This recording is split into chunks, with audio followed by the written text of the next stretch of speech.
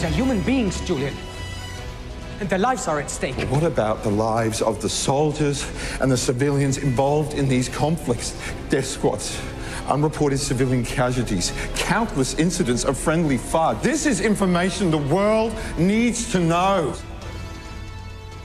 A scene from The Fifth Estate, a new movie tracking the complicated and compelling story of WikiLeaks founder Julian Assange.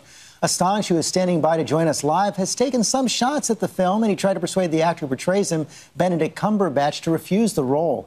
ABC's Lindsay Davis sat down with the actor to talk about that challenge and why he chose to accept the part. Until now, British actor Benedict Cumberbatch has been most commonly recognized for his role in the BBC's critically acclaimed series Sherlock. And most recently is Captain Kirk's nemesis in Star Trek Into Darkness. Why did you allow me to live? And action. Quite a departure from his starring role in the new film The Fifth Estate as WikiLeaks founder Julian Assange, the man who's been called the world's most notorious transparency activist. Attempting to criticize the messenger to distract from the power of the message. Playing Assange is complex enough, but it was further complicated by the fact that the famed whistleblower was opposed to the movie. The difficulty, I guess, was to try and portray him as a three-dimensional human being, not vilify him or glorify him. So you reach out to him, trying to get a fix on his character, and I did, and how does Assange respond? Well, he slammed the door pretty politely, but pretty firmly. The door, he describes, was an eloquently crafted email written by Assange to Cumberbatch in which he says, "I believe you are a good person, but I do not believe that this film is a good film. It is going to smother the truthful version of events at a time when the truth is most in demand. By meeting with you, I would validate this wretched film and endorse the talented but debauched performance that the script will force you to give."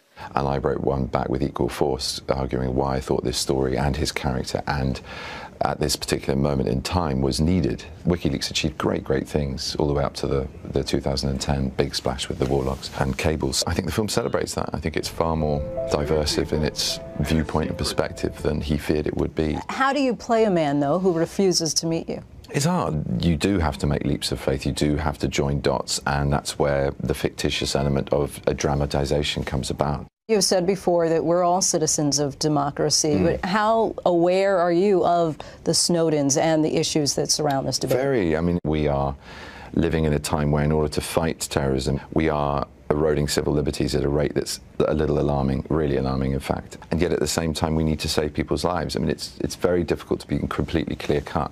I think it needs debate. And debate is precisely what he believes the Fifth Estate will provoke.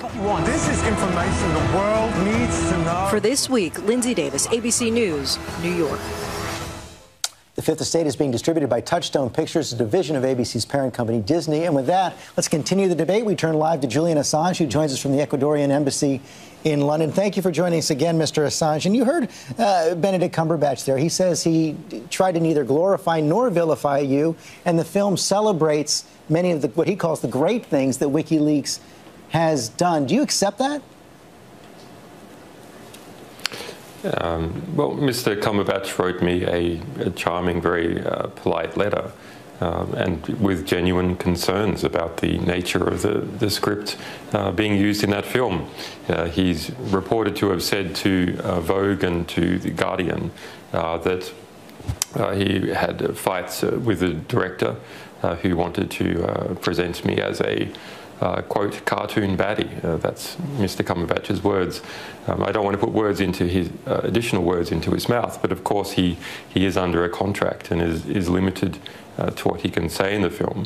I do know that he tried to ameliorate some of the worst elements of the script, but unfortunately with limited success. What's your biggest complaint? I'm pleased he tried.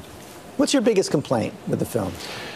Well, I don't know where to begin. I mean, we released the whole script well before this happened. There was no approach to us by DreamWorks in any formal capacity whatsoever, other than the informal approach by Benedict Cumberbatch just days before shooting began. This is a film that is based upon my life's work, the work of my organisation. We have people in extremely serious situations. Sarah Harrison, who accompanied Edward Snowden out of Hong Kong, now effectively in exile in Russia because of the terrorism investigation here. Jeremy Hammond, an alleged media source to 25 organisations, including ours, up for sentencing in under a month's time. An ongoing grand jury investigation.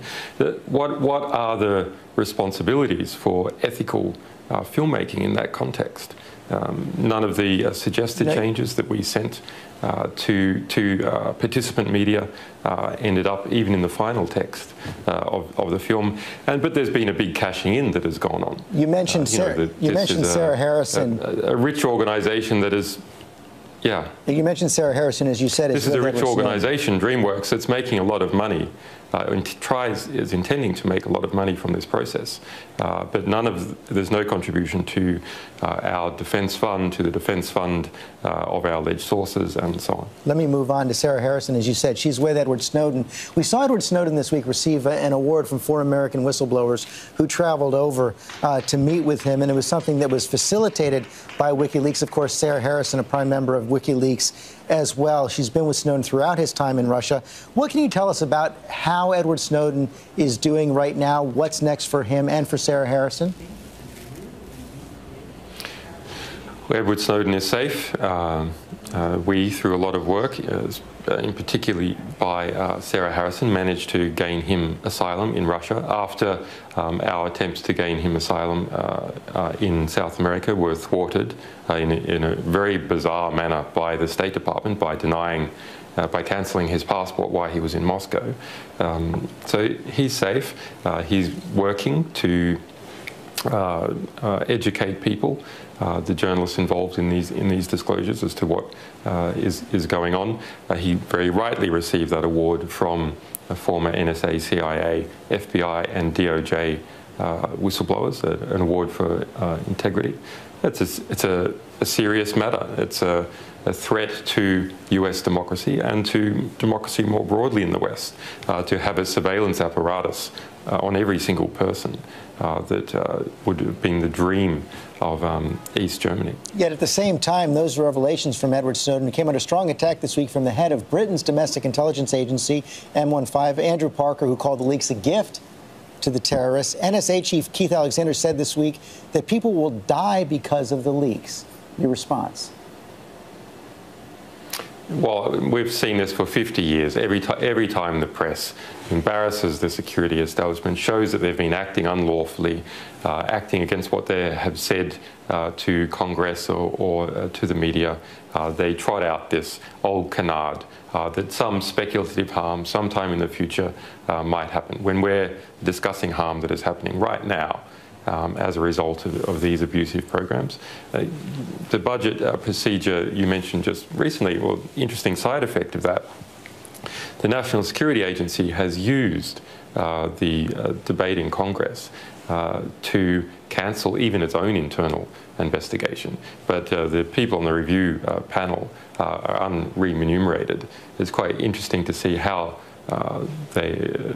Clapper or Obama says, yes, we need to have a debate, we need to have investigation, everything must be under democratic control. But at the first instance that they can, as soon as there's a distraction, they try and subvert their promises to the public. And what's next for you, Mr. Assange? Any chance you're going to leave that embassy anytime soon?